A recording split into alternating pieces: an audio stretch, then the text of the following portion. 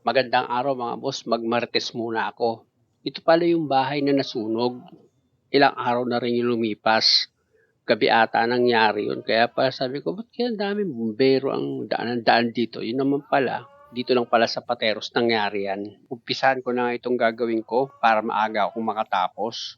Una, papalitan ko muna ito ng air filter. Yung air filter ito mga boss, nasa ilalim yan.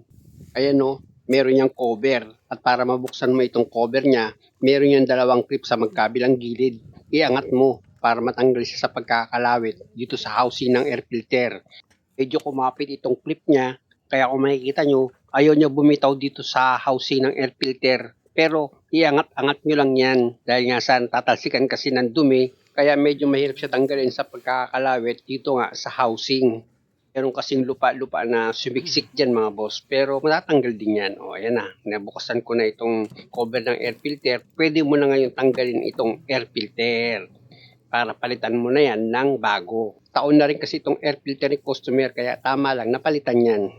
At ito naman na ngayon yung bagong bili ni customer na air filter. Sa pagtanggal niyan mga boss, kung paano nyo tinanggal yung lumang air filter, ganun nyo rin ibabalik itong bago naman na air filter. O, di ba? Same position lang naman eh. Tapos iangat nyo na itong cover nitong air filter housing nyo.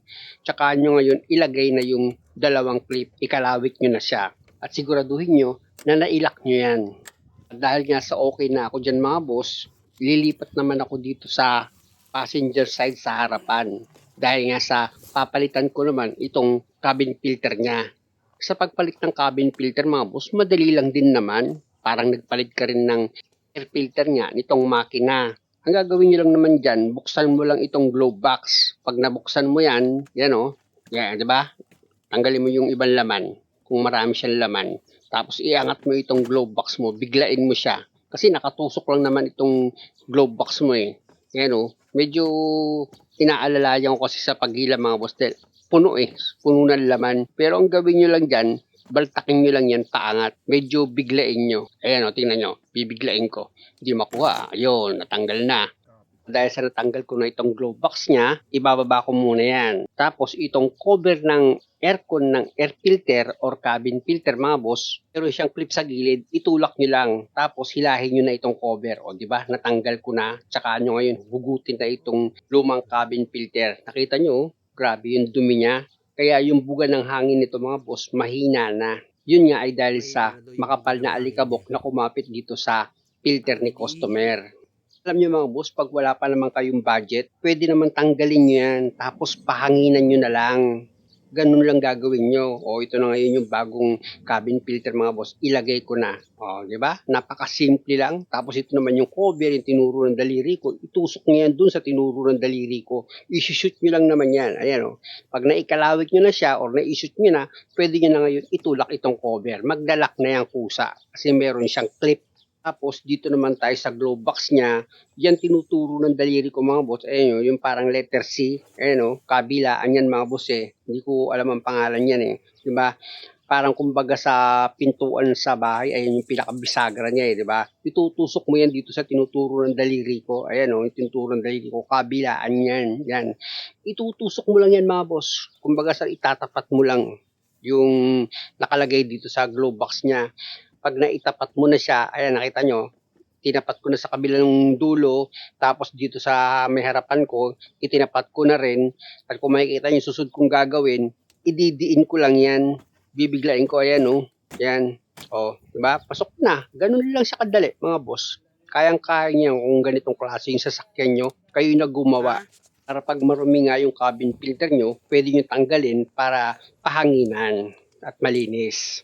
Dahil nga sa napalitan ko na yung air filter nito sa makina, pati yung cabin filter niya sa aircon, dito na ako ngayon sa pag-chase oil. Siyempre, ilalim kayo dyan mga boss. Dapat meron kayong gamit na number 14 para maluwagan nyo nga itong drain plug niya. Ayan mga boss, nakita nyo, niluwagan ko na itong drain plug niya.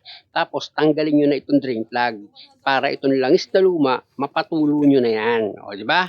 Mutulo na ngayon yung langis. Hintayin nyo lang yung maubos mga boss. O kaya naman pag kaunti na lang yung tumutulo na langis dito nga sa oil pan niya, pwede mo na ngayon ibalik itong drain plug. Dahil nga sa ipa-flashing ko muna yan bago ko ilagay yung pang-pinal na langis dito sa makina ni customer.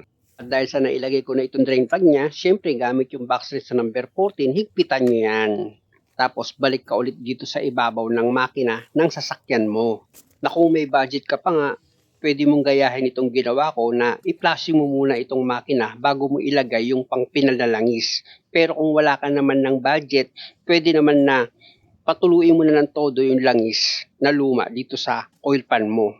Hanggang sa pag nakita mo na wala nang tumutulong langis, tsaka mo na ngayon ilagay yung drain plug. Pero dahil sa magpa-flashing naman ako mga boss, kaya kahit na meron pang tumutulo, ibinalik ko na yung drain plug niya. At ito na mga boss, kung makikita nyo, isinaling ko na itong langis na gagamitin ko nga na pang-flashing dito sa makina ni customer. After nyan, ibalik ko muna itong engine cap niya. Tapos, ipa-start ko naman itong makina. Pwesto ko muna ng maayos itong camera mga boss. Siyempre, bago nyo start yung makina, kung manual yung transmission nyo, siguraduhin yung naka-neutral yan.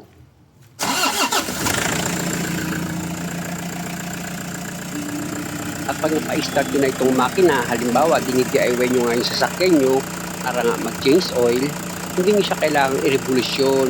Kaya nyo lang siyang naka-idle hanggang sa makonsume nyo yung 5 minutes na naka-start lang itong makina or naka-idle lang siya, ibig kong sabihin. Alam nyo mga boss, kung ganitong klase yung sasakyan nyo, mas mabuti kayo na yung mag-change oil, pati magpalit ng fuel filter, kayo na rin. Napakadali lang naman, sundan mo lang itong ginawa ko. At dahil nga sa na-consume ko na yung 5 minutes na naka-start itong makina, o switch off mo na yan. Tapos balik ka na ulit dito sa ilalim ng sasakyan mo para ma-drain mo yung langis na ginamit mong pang-flashing. Siyempre naman dapat may dala kang tools na number 14, yung box wrench. Luwagan mo ulit itong drain plug niya dito sa oil pan. Ayan mga boss, nakita nyo, niluwagan ko na siya. At pag maluwag na yan, pwede nyo nang kamayin yan para mas mabilis yung matanggal nga itong drain plug niya. At mapatulo nyo na itong langis na ginamit yung pang-flashing. Para hindi sayang yung oras, punta ka muna dito sa oil filter na luma. Ayan mga boss, andyan yung location niya, dito rin sa ilalim yan. Medyo tumaas ka lang ng konti. Matatanaw mo na yung location nitong lumang oil filter. Gamit ka ng oil filter wrench para maluwagan mo itong lumang oil filter. Pag pinihit nyo yung mga boss, pakaliwa. Tandaan nyo, pakaliwa, luluwagan yan, pakaliwa itong lumang oil filter. Pag maluwag na yan, at kung sakali naman na kaya ng gamitan ng kamay nyo para mas mabilis nyong matanggal yung lumang oil filter, edi mas mabuti. Ayan mga boss, kung makikita nyo, naluwagan ko na nga itong lumang oil filter. Kinakamay ko na yan sa pagluwag para mas mabilis ko nga matanggal itong lumang oil filter. Ayan na siya mga boss. Medyo mainit yan mga boss kaya pag kayo, hanggat maaari, magguantes na lang kayo. Kasi itong kamay ko medyo sanay na yan sa mainit. At syempre naman mga boss, lagi nyo tatandaan, pag naglagay kayo ng bagong oil filter, punasan nyo itong pinaka-base niya. Siguraduhin yung malinis itong pinaka-base. Ayan, di ko close up po pa para makita nyo na malinis nga itong pinaka-base ng pagkakabitan ko nga ng bagong oil filter. O dapat ganyan, malinis siya mga boss. Hindi yung kalat-kalat pa yung langis, ilalagay mo na agad yung bagong oil filter. Mali yun. Pero kung sanay ka naman sa ganung trabaho na kahit marumi, inilalagay mo yung bagong oil filter, walang problema. Sarili mo naman yan. Ako nga, pag pinunasan ko itong pagkakabitan ng bagong oil filter, may part 2 pa ako niyan. Hindi lang isang beses, inuulit ko pa yan. Kasi mga boss, ang problema sa oil filter, o-ring lang o rubber lang yung nagsisild sa kanya. Kaya kung meron lang maliit na bato na hindi natanggal dito sa pagkakabitan nyo ng oil filter, pwedeng magkaroon ng problema. Tumagas yung langis dito sa oil filter nyo na bago. At syempre naman, bago nyo naman ilagay itong bagong oil filter, dapat yung pinaka-o-ring yan, pinahiran nyo siya ng langis para pag hinigpitan nyo, hindi nga pumilipit itong o-ring dito sa oil filter. Ganun lang na mga boss. At dahil nga sa kaya ko namang higpitan ng kamayan mga boss, kinamay ko lang yan sa paghigpit, ganun lang. Na final ko yung paghigpit dito sa bagong oil filter. Pero kung hindi nyo kaya, gumamit kayo ng oil filter wrench. Dahil nga sa napalitan ko na ng bagong oil filter yan mga boss, tapos nahigpitan ko na rin itong oil filter ng maayos, pwede ko na ngayon ibalik itong drain plug niya. Siyempre, punasan nyo muna itong oil pan, tapos ipakapit nyo na ngayon yung drain plug niya. After nyan, gamit ka ng box wrench mo na number 14, higpitan muna ng maayos itong drain plug, tsaka punasan ulit para yung mga nagkalat na langis matanggal. Tapos, balik ka na ulit ngayon dito sa ibabaw ng makina mo. Dahil nga sa ang susunod mong gagawin dyan, syempre magsasalin ka na ng bago mong langis, yung paborito mong langis na ginagamit mo sa makina. May naka-ready nga pala si customer na 2 gallon na Rebex 400. Pero sobra-sobra yan mga boss, hindi nyo isasalin lahat yan. Kaya importante na gumamit kayo ng dipstick para hindi sobra-sobra yung langis na ikakarga nyo dito sa makina. Kasi mga boss, kahit na alam mo pa yung liters or capacity ng langis mo, sigurado ka ba na na-drain mo lahat ng langis dito sa makina mo nung mag-change oil ka? Di ba hindi ka naman din sigurado? Meron pa rin diyang natira. Kaya napaka-importante na gumamit ka lang ng dipstick. Kaya nga may dipstick yan eh. Yun ang magiging batayan mo kung tama ba yung ikinarga mo na langis dito sa loob ng makina. Actually, dito sa 8 liters na dala ni customer na langis, may itinira pa ako dyan na 1 liter mahigit na langis. Sabi ko nga kay customer, bahala ka nang magdagdag pag nagkulang. Sukatin mo na lang siya ulit. Kasi pag in-start mo itong makina, magkukulang pa yan dahil nga yung oil filter wala pa naman laman.